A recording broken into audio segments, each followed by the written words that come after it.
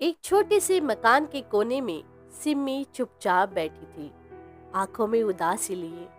माँ बाप की मौत के बाद वह अपने बड़े भाई मोहन और भाभी सुभद्रा के साथ रह रही थी। उम्र सिर्फ 17 साल की थी।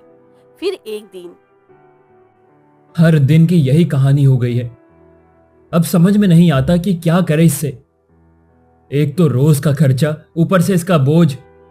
सच कहूँ तो ये हमारे सर की बला बन चुकी है। पहले इसे खिलाओ, फिर इसके कपड़े देखो, अब कल को इसकी शादी की चिंता भी हमें ही करे क्या? भाभी, भैया, आप लोग इस तरह क्यों बोल रहे हैं? माँ बाबा को गुजरे हुए सिर्फ अभी 2 साल ही हुए हैं और आप मुझे बोझ समझ रहे हैं। तो क्या करूं? खुशी से झूमूं? तुझे कुछ आता भी है क्या? सब कुछ तो बस माँ बाबा के आंचल में छुप रही है। अब समय आया है असली जिंदगी का, तो रोने बैठ गई है। हम मजदूरी करके घर चलाते हैं। हमारी कमाई इतनी नहीं कि तुझ पर लुटाए। तू अनाथ है, इसका ये मतलब नहीं कि हमारी जिंदगी की जिम्मेदारी बन जाए। भाभी, मैंने कभी माँ बाबा से कुछ नहीं मांगा, आपसे भी नहीं मांगूंगी, पर कहाँ जाऊं? तो फिर जा, बाहर निकल और काम कर। कुछ कमा, कुछ हाथ बटा, वरना हमारे घर से निकल जा। मैं लड़की हूँ, कभी घर से बाहर निकली तक नहीं, ना कुछ करना आता है। तो सीख लो, पेट भरना है तो मेहनत करनी पड़ेगी। दुनिया किसी पर रहम नहीं करती सिमी, और हम भी अब नहीं कर सकते। दोपहर का वक्त है। सिमी पुराने कपड़ों में फटी चप्पल पहने धूल भरी सड़क पर धीरे धीरे चल रही थी। दिन भर भटकती है, कभी किसी दुकान, कभी किसी घर, लेकिन हर जगह से मायूसी ही मिलती है। हर कोई उसे बहाना बनाकर टाल देता है, जैसे उसकी जरूरत से ज्यादा उसकी मौजूदगी ही बोझ हो। क्या यही दुनिया है जहाँ एक लड़की का कोई नहीं होता, जहाँ अपने भी पराये हो जाते हैं? माँ, काश तुम होती तो मुझे इस तरह भूख, बेइज्जती और तिरस्कार ना सहना पड़ता। मैं एक काम करती हूँ, मुखिया जी के घर पे जाती हूँ। शायद उनके यहाँ कोई काम जरूर मिल जाएगा, क्योंकि इनका इतना बड़ा हवेली है तो कुछ ना कुछ काम तो मुझे जरूर दे देंगे। इतना कहकर सिमी मुखिया के घर जाती है।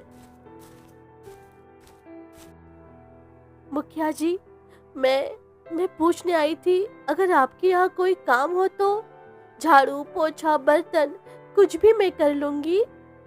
उसकी आंखें सिमी के शरीर पर ऊपर से नीचे तक फिसलती है, चेहरे पर एक हल्की सी कुटिल मुस्कान लिए। अरे सिम्मी बिटिया, काम तो है। और तुझ जैसी सीधी सादी लड़की हो, तुझसे अच्छा कौन करेगा ये सब काम? भूखी प्यासी भटकते फिर रही हो। अच्छा किया जो चली आए। कल से आ जाना, सुबह जल्दी आना। और हाँ, काम ईमानदारी से करना। मैं कड़क मिजाज का आदमी हूँ, समझी? जी ठीक है मुखिया जी, बहुत बहुत धन्यवाद। मैं कल सुबह से टाइम पर आ जाऊंगी। वैसे मुखिया जी, पैसे कितने दोगे महीने का?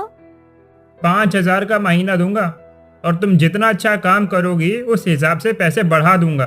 ठीक है। सिमी घर लौटती है। मोहन और सुभद्रा दरवाजे पर बैठे थे।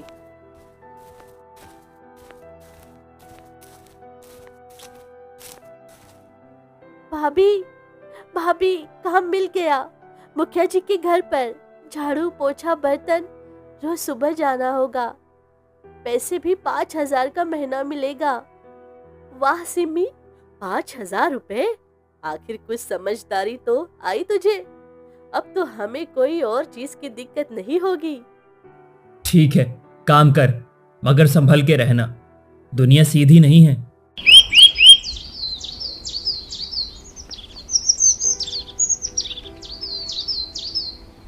अब सिमी रोज मुखिया के घर जाती है। सब ठीक चलता है। एक दिन मुखिया उसे अकेले पाकर पगार देने का बहाना करता है। सिम्मी, मुझे तुमसे कुछ जरूरी बात करनी है, अगर तुम सुनना चाहो तो। जी मुखिया जी, बोलिए। सिमी, ये रहा तेरी इस हफ्ते की पगार। लेकिन सुन, तू जितना अच्छा काम करती है ना उतना ही अच्छी तू दिखती भी है। सोच, अगर तू मेरे पास रहती तो मैं तुझे काम से ज्यादा आराम देता। बस एक इशारा कर, तेरी जिंदगी बना दूंगा। तू मुझसे शादी कर ले। शर्म आनी चाहिए आपको। बेटी की उम्र की लड़की को ऐसे देखते हैं आप? मैंने सोचा था रोटी के लिए सिर झुकाऊंगी, इज्जत नहीं। मुझे काम नहीं करना है आपके यहाँ। इससे अच्छा तो मैं भूखी मर जाऊं। सिमी गुस्से में काम छोड़ देती है और सीधे घर लौटती है, चेहरे पर गुस्सा और आंखों में आंसू लिए। सुभद्रा उसे देखती है। अरे सिमी, आज इतनी जल्दी आ गई? काम जल्दी खत्म हो गया क्या? काम खत्म ही तो हो गया तो चल घर के कामों में मेरा हाथ बटा दे। नहीं भाभी, मैं वो काम छोड़ आई हूँ। क्या? काम छोड़ दिया? और वो भी मुखिया का? तू पागल हो गई है क्या? एक तो तुझे काम मिल नहीं रहा था और जो मिला उस पर महारानी लात मार के आ गई है। भाभी, वो मुझे गंदी नजरों से देख रहा था और वो मुझसे शादी करना चाहता था।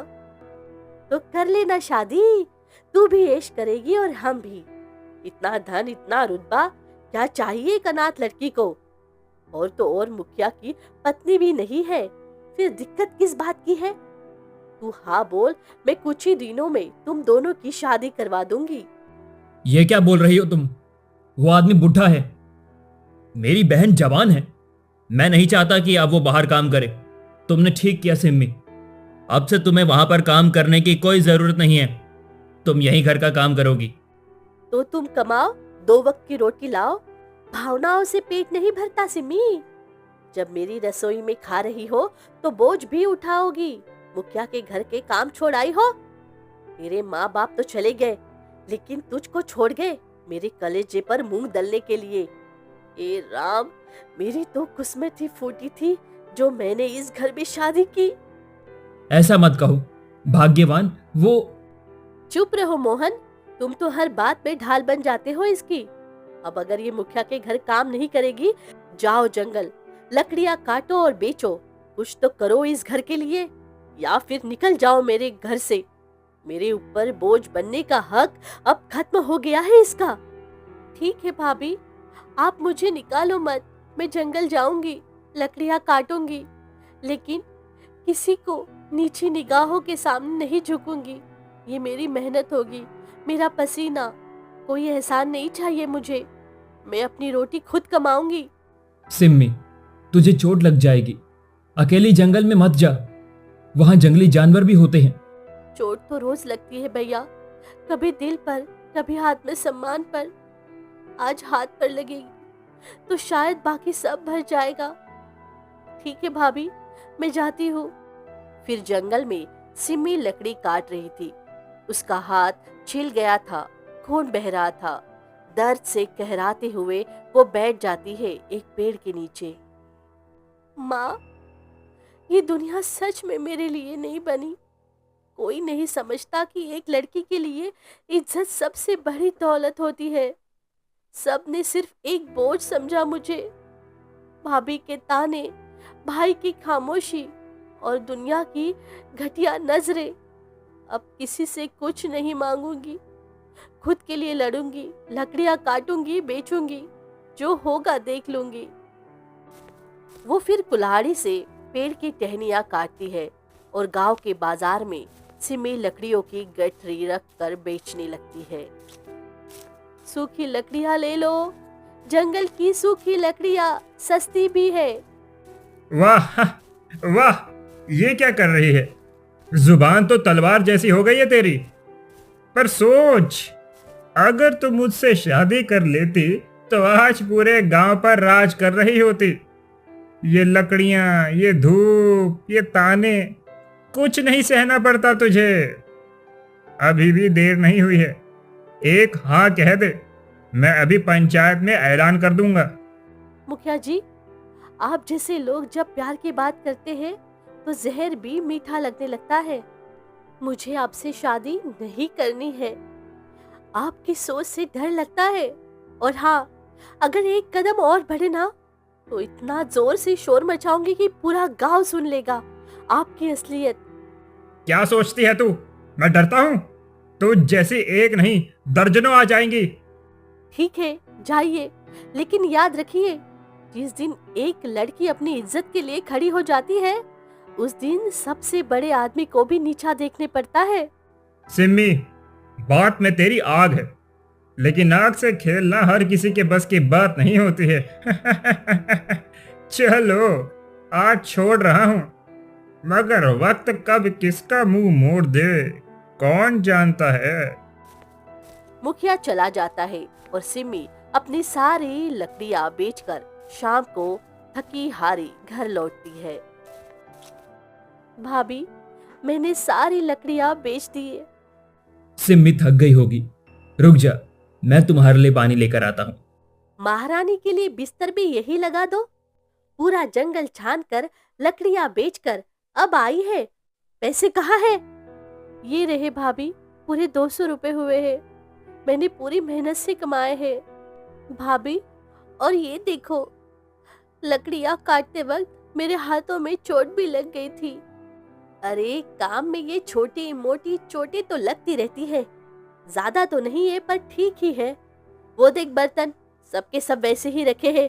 जा, पहले जाकर सारे बर्तन मांज ले, उसके बाद रोटी खा लेना। खाने के बाद कपड़े भी तो धो लेना। ठीक है भाभी, मैं सारे बर्तन और कपड़े धो देती हूँ।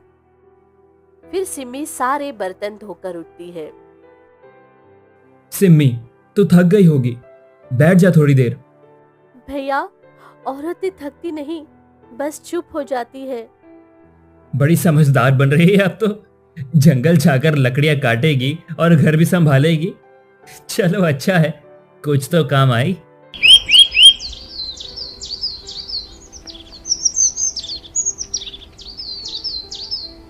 वहीं दूसरी तरफ महल में राजकुमारी सिंहासन पर बैठी थी। चेहरा चिंता में डूबा था।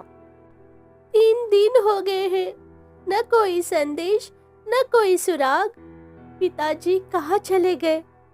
उन्होंने कभी बिना बताए कदम नहीं रखा। ये कैसे हुआ? पूरे राज्य में खोजबीन करवा रही हूँ, लेकिन जैसे जमीन निगल गई उन्हें, कहीं कुछ नहीं मिल रहा। सैनिक, जाओ और सभी से कह दो, मैं एक घोषणा करना चाहती हूँ। जो कोई मेरे पिता महाराज देव वर्मा को ढूंढ कर लाएगा, उसे मैं अपनी निजी खजाने में से इनाम दूंगी। धन, जमीन और राज्य का सर्वोच्च सम्मान मिलेगा उसे। अगर कोई स्त्री है तो मैं उसे मेरी मित्रता और सुरक्षा का वचन, और अगर कोई पुरुष है तो मैं विचार करूंगी उसे जीवन साथी बनाने का। वहीं दूसरी तरफ घना जंगल धूप छनकर पेड़ों के बीच से आ रही थी। सिमी अकेली कुल्हाड़ी लिए भटक रही थी। इतनी दूर तक आ गई हूँ, लेकिन एक भी सूखी लकड़ी नहीं मिली। कहीं कुछ तो मिल जाए। नहीं, अब यूं ही लौट जाऊंगी तो घर में फिर ताने मिलेंगे। मुझे और आगे जाना होगा। शायद उस तरफ कोई पेड़ हो जहाँ लकड़ियां मिल जाए। वो आगे बढ़ती है और धीरे धीरे जंगल गहराने लगता है। ये सब अचानक क्या हो गया? अभी तो धूप थी, ये कैसा अंधेरा है? कोई है यहाँ? एक गूंजती आवाज के साथ एक भयंकर दिखने वाला तांत्रिक प्रकट होता है। उसके हाथ में त्रिशूल और आंखों में आग सी चमक थी। तो तू आ गई, वो जिसे इस जंगल ने खुद बुलाया है, रक्षक बनकर, त्याग की देवी बनकर। तू उस राजा को बचाने आई है ना, जो इस श्राप में कैद है। राजा? कौन राजा? मैं तो बस लकड़ी लेने आई थी, मुझे कुछ नहीं पता। सच्चाई से भागने से भाग्य नहीं बदलता कन्या। वो राजा तेरे भाग्य से जुड़ चुका है। उसे मुक्त करने के लिए तुझे अपने खून की आहुति देनी होगी। खून की आहुति? लेकिन क्यों? कोई और रास्ता नहीं है क्या? रास्ता है। 3 रहस्य, 3 परीक्षाएं। हर परीक्षा में छुपा है तेरी आत्मा का एक हिस्सा। अगर हार गई तो तू भी उसी श्राप का हिस्सा बन जाएगी। तांत्रिक गायब हो जाता है। एक रहस्यमयी रास्ता खुलता है। सिम्मी वहां कदम रखती है।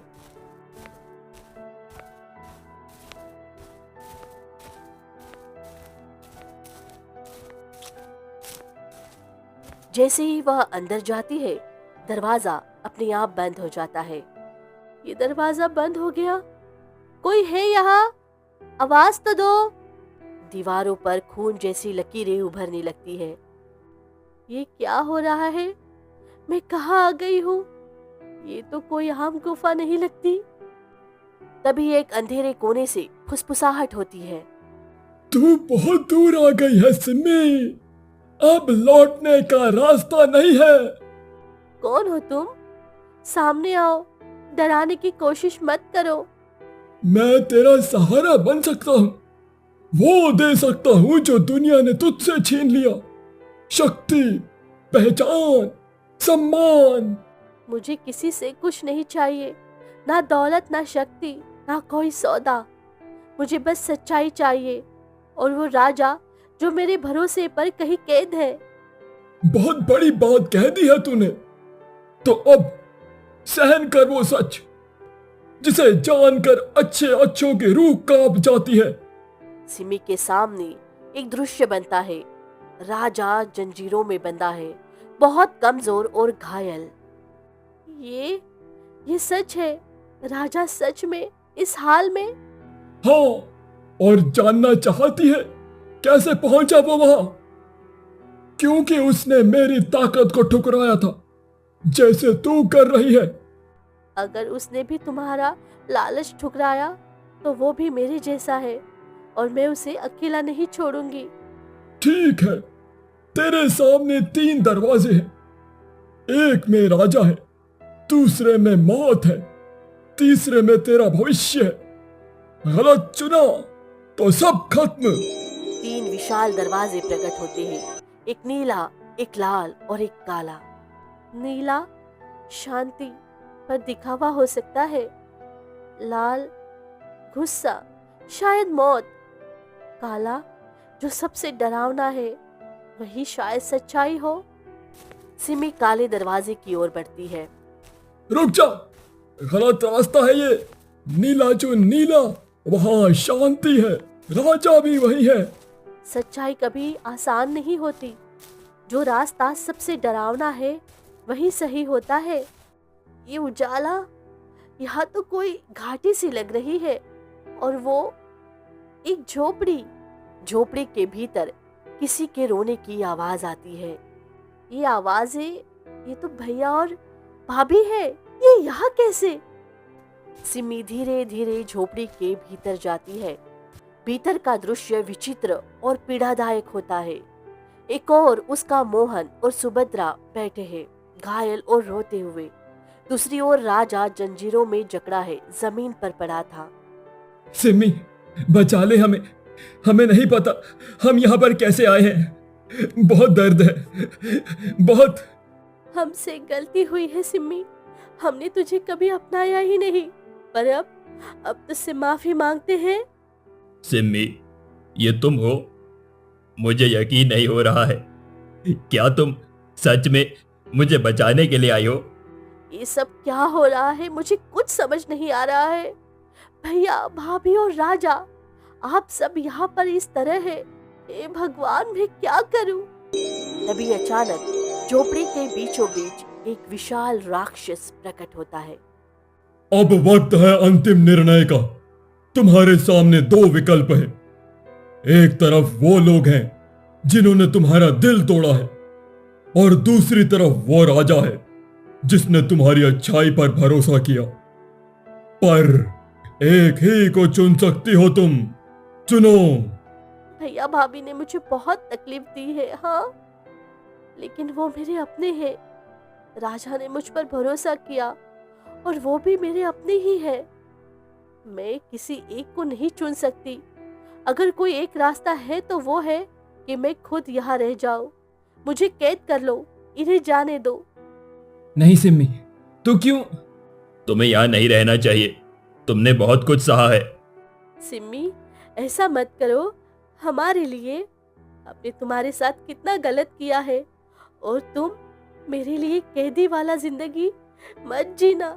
मत करो ऐसा। नहीं भैया भाभी, आप दोनों मेरे साथ कैसा भी व्यवहार किया हो, लेकिन हो तो मेरे अपने ना। अगर आप दोनों को कुछ हो गया या मैं अपने माँ पिताजी से क्या चेहरा दिखाऊंगी। अगर मेरी वजह से कोई आजाद हो सकता है तो वो इस बोझ नहीं वरदान मानती है। अचानक राक्षस के शरीर से एक तेज प्रकाश निकलता है और एक दिव्य सुंदर पुरुष का रूप ले लेता है। सिम्मी, आज पहली बार किसी ने बिना स्वार्थ के दोनों को चुना है। मैं एक श्रापित रक्षक था। 100 सालों से इंतजार कर रहा था कि कोई ऐसा आए जो सिर्फ प्यार में नहीं बल्कि क्षमा में विश्वास रखे। तूने वो कर दिखाया। मेरा श्राप टूट गया। अब तू आगे जा सकती है। तो तुम राक्षस नहीं थे? नहीं, मैं एक मनुष्य था जिसे लालच और द्वेष ने राक्षस बना दिया था। पर तेरा बलिदान, तेरा न्याय मुझे मुक्त कर चुका है। धन्यवाद। अचानक चारों ओर रोशनी मंद पड़ने लगती है। देखते ही देखते झोपड़ी में भैया भाभी राजा सब कुछ धुआं बनकर हवा में विलीन हो जाते हैं। सिमी आगे की ओर बढ़ती चली जाती है। अचानक एक विशाल वृक्ष के नीचे राजा फिर से दिखाई देता है। जंजीरों में जकड़ा हुआ था। महाराज, मैं आई हूँ। अब शायद आप आजाद होंगे। रुक जाओ। राजा को आजाद करना इतना आसान नहीं है। अगर सच में चाहती हो इसे आजाद करना तो मेरी पहली और सवाल का उत्तर दो। पूछो, मैं हर उत्तर दूंगी। ना मैं वस्त्र हूं और ना मैं शब्द हूं, ना दिखूं फिर भी साथ हूं। सुख में बिसरूं, दुख में पुकारूं, बिन बुलाए अक्सर आ जाऊं। बताओ, कौन हूं मैं जो सच्चे मन को आजमाऊं? परछाई, जो हर वक्त हमारे साथ रहती है, चाहे सुख हो या चाहे दुख। हाँ हाँ, सही उत्तर। अब सवाल है, अगर तुम्हें कभी सब कुछ छोड़ना पड़े तो क्या तुम फिर भी दूसरों के लिए लड़ना चाहोगी? हाँ, क्योंकि मेरा होना तभी मायने रखता है जब मेरा होना किसी और की भलाई में लगे। एक तेज रोशनी फैलती है, जंजीरें टूटती है, राजा मुक्त हो जाता है। तुमने तुमने मुझे आजाद कर दिया सिम्मी। मैं चलिए, अब हमें चलना है। आपका राज्य, आपका परिवार आपका इंतजार कर रहा होगा। जैसे ही सिमी और महाराज उजाले की ओर बढ़ते हैं, एक बार फिर तांत्रिक प्रकट होता है। सिम्मी, तुम्हारी वजह से आज मेरा श्राप भी समाप्त हो गया है। इस रहस्य की पहेली में जो तुमने सुलझाई उसमें मेरा उत्तर भी छिपा था। अब मुझे किसी रक्त की बलि की आवश्यकता नहीं है। अब मैं इस जंगल से मुक्त हूं। तुमने जो किया उसने मुझे भी मुक्ति दी है। अब मेरा अस्तित्व भी इस धरती से विदा लेगा। तांत्रिक एक प्रकाश में विलीन हो जाता है और सिमी महाराज को सहारा देकर महल की ओर लौटती है। पिताजी, पिताजी, आप कैसे हैं? आप ठीक है ना? आप पुत्री, अब मैं ठीक हूँ। और ये सब इस सिम्मी ने मुझे तांत्रिक के चंगुल से मुक्त किया है। इसने अकेले वो किया जो हमारी सारी सेना भी नहीं कर सकी। बेटी, तुम बताओ, तुम क्या चाहती हो? जो भी मांगोगी मैं तुम्हें दूंगा। मुझे कुछ नहीं चाहिए महाराज। मैंने ये सब किसी इनाम के लिए नहीं किया। मैंने ये सिर्फ इंसानियत के नाते किया है। फिर भी कुछ तो मांगो। तुम्हारे इस साहस को सम्मान मिलना चाहिए। अगर आप कुछ देना ही चाहते हैं तो बस मुझे एक सुरक्षा चाहिए। मैं अनाथ हूँ। मेरे अपने भी मुझे पराया समझते हैं। मुखिया मुझ पर गलत नजर रखता है। मुझे बस एक ऐसा स्थान चाहिए जहां मैं सुरक्षित रह सकूं। तुम्हें अब सुरक्षा मांगने की जरूरत नहीं है पुत्री।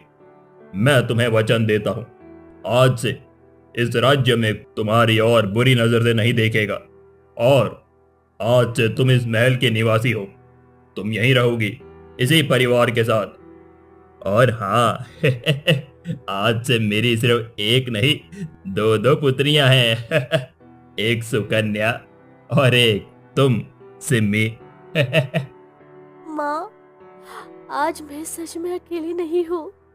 मैंने एक घर पाया है, एक परिवार, और सबसे बढ़कर अपनी पहचान। उसके बाद राजा सिम्मी को पूरे राज्य के सामने अपनी बेटी राजकुमारी सिम्मी के नाम से घोषित कर देता है। ये देख उसके भाई और भाभी के तो होश ही उड़ जाते हैं। वो सिम्मी के पास लालच में आना चाहते थे, पर अब सिम्मी उनके लिए आसमान में किसी तारे की तरह बन गई थी।